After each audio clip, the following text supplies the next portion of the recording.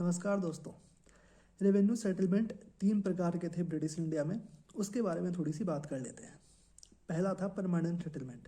Permanent settlement जिसमें 1/11 भाग रखते थे आपके जो बड़े बड़े ज़मींदार थे वो, और 10/11 भाग रखते थे अंग्रेज।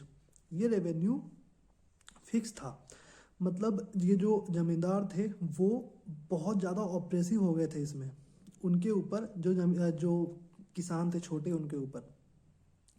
इसे लेकर के कौन आए थे 1793 में? कॉर्नवालिस साहब। और इसको प्लान किसने किया था? जॉन सोर ने। मैं इसे याद कैसे करता था?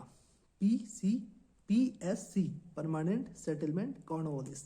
हिंदी में तो और आसान याद करना, सब का अस्थाई बंदोबस्त कॉर्नवालिस। ये कहाँ कहाँ था? ये था बंगाल, बिहार, उड़ीसा और कुछ डिस्ट्रिक्ट्स ऑफ बनारस में। दूसरा था रैयतवाड़ी। रैयतवाड़ी को 1820 में लेकर के कौन आया था? मुनरो और रीड। मैं इसे याद कैसे करे करता था? RY और मुनरो। RY का मतलब राइडर और मुनरो। JC राइडर और मुनरो न्यूजीलैंड के ओपनर हैं, तो मैं इसे याद करता था कुछ इस तरह से, तो मुझे याद हो गया था। ये कहाँ कहाँ था? ये था आपका बॉम्बे, मद्रास और आसाम में। इसमें क्या होता था? रैयतवाड़ी में क्या है ना, एक रैयत वर्ड है। अगर आप मैं बंगाल भी कहूँगा, बंगाल, यूपी, बिहार में जाएंगे ना, आज भी छोटे छोटे किसानों को रैयत कहा जाता है।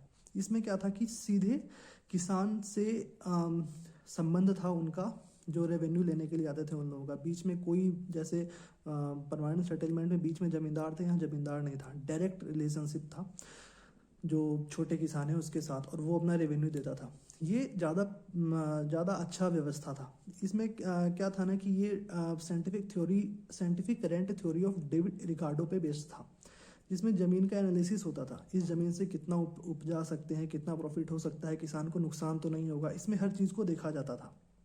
ये थी आपकी रैयतवाड़ी व्यवस्था। रैयतवाड़ी व्यवस्था को याद करने की ट्रिक मैंने बता दी। अगला चलते हैं हम महालवाड़ी। महालवाड़ी तो बहुत आसान है।